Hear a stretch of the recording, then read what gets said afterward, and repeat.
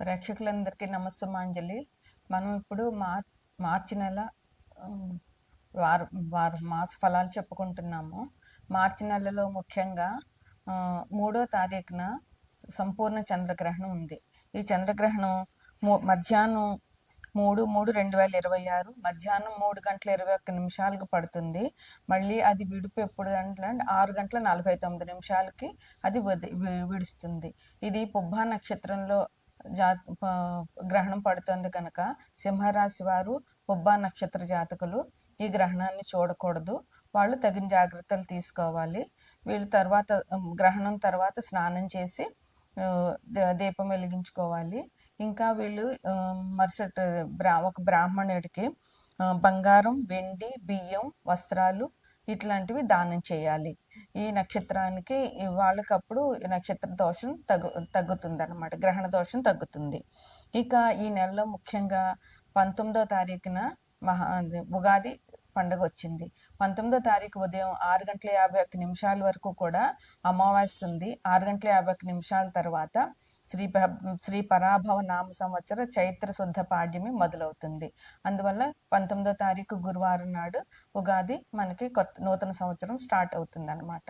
అందుకని అందరూ కూడా ఉగాది రోజున తగినంతగా దేవాలయాలు దర్శించడము, పూజ చేసుకోవడము, బాబా పూజ చేయడము ఇట్లాంటివన్నీ చేసుకోవాలి.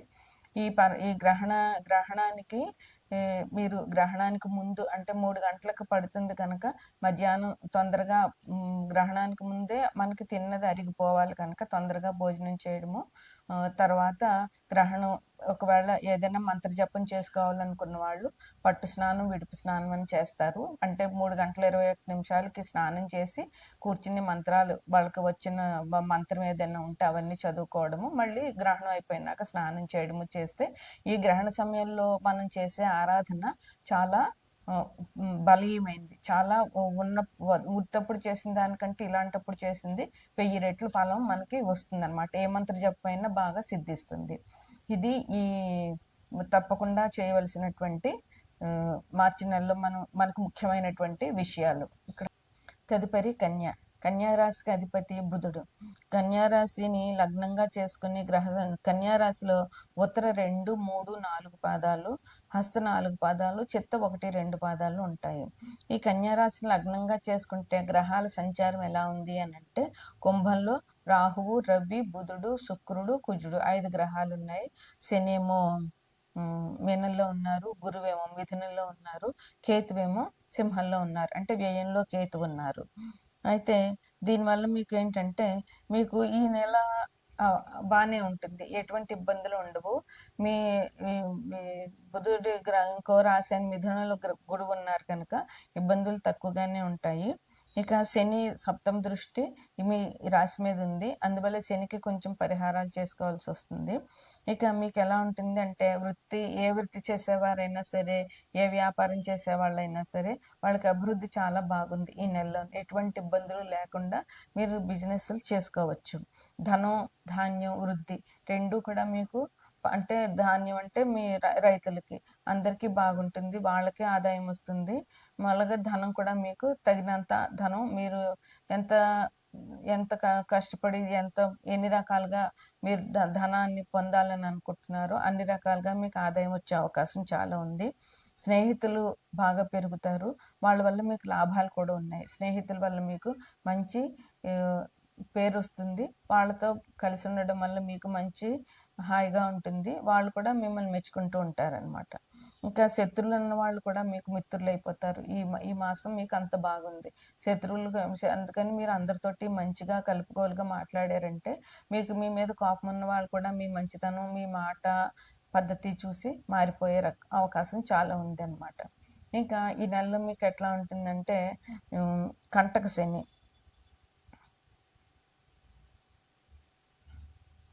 6వ ఇంట్లో 7వ ఇంట్లో శని ఉన్నారు. శని డైరెక్ట్గా సప్తమ దృష్టి మీ మీద ఈ రాశి వాళ్ళ మీద పడుతుంది కనుక ఈ శనితో ఇబ్బందులు చాలా ఉంటాయి.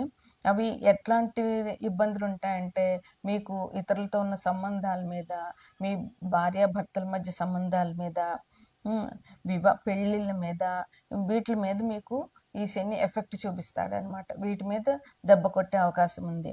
అందుకని మీరు ఏం చేయాలంటే ఇది మీకు నిజంగా ఒక పరీక్షా కాలం. ఎందుకంటే శని ఈ సంవత్సరం అంతా అక్కడే ఉంటారు. అందుకని మీకు ఇది మంచి పరీక్షా సమయం కనుక మీరు మంచి క్రమశిక్షణ అలవరుచుకుని ఓపికతో జాగ్రత్తగా ఉండడం అవసరం. క్రమశిక్షణగా ఉంటే శని వల్ల వచ్చే ఇబ్బందులు చాలా తగ్గుతాయి. ఇంకా మీకు గురువు మిథునంలో ఉండడం వల్ల మీకు ఇబ్బందులు ఏముండవు. మీకు ఆయన వల్ల ఏంటంటే ఉద్యోగస్తులకు ప్రమోషన్లు వస్తాయి. ఇంకా కొత్త బాధ్యతలు మీకు పెరుగుతాయి. అట్లాగే ఉద్యోగుల్లో మార్పులు, ఎవరైతే ఒకవేళ ట్రాన్స్ఫర్స్ కావాలనుకుంటున్నారో వాళ్ళకి, డెప్యుటేషన్లు కావాలనుకుంటున్న వాళ్ళకి, వీళ్ళందరికీ మార్పులు జరుగుతాయి. ఉద్యోగస్తులకైతే బలీయంగా మంచి మార్పులు జరిగే అవకాశం చాలా ఉంది.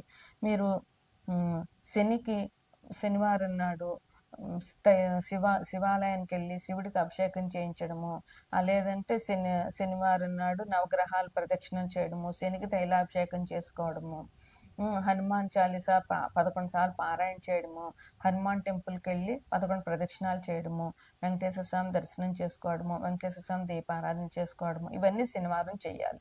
ఇట్లా చేయడం వల్ల మీకు శని వల్ల వచ్చేటటువంటి ఆ కొంచెం బాధలు కూడా తగ్గుతాయి. ఇది కన్యా రాశి వారికి ఈ మాసంలో ఫలితాలు.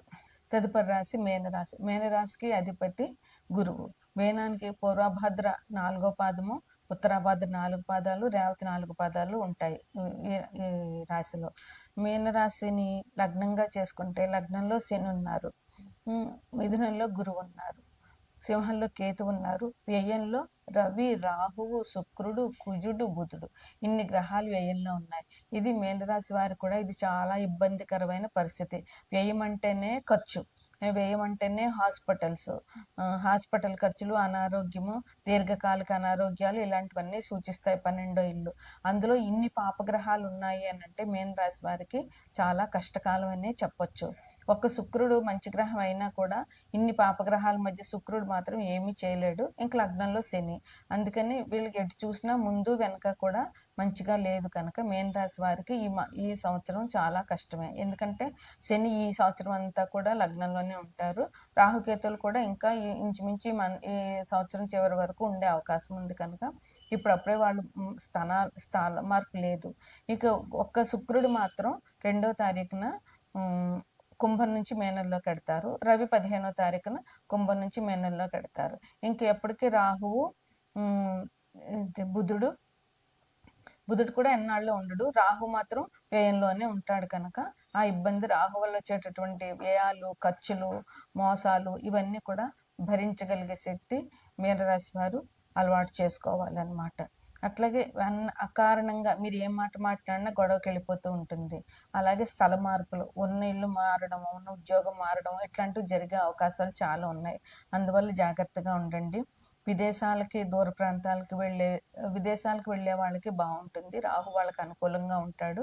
అందువల్ల విదేశాలు వెళ్ళే వాళ్ళకి మాత్రం ఈ నెల చాలా బాగుంది. అటువంటి ప్రయత్నాలు చేసుకోవచ్చు. చోర భయం ఎక్కువగా ఉంది. మీ వస్తువులు పోగొట్టుకోవడము అది జరిగే అవకాశం ఉంది కనుక మీరు చాలా జాగ్రత్తగా ఉండి ప్రయాణాలు చేసేటప్పుడు జాగ్రత్తగా ఉండండి. ఇంకా మీకు మనస్పర్ధలు, అనారోగ్యాలు ఇవన్నీ వచ్చేటటువంటి అవకాశం చాలా ఉందన్నమాట.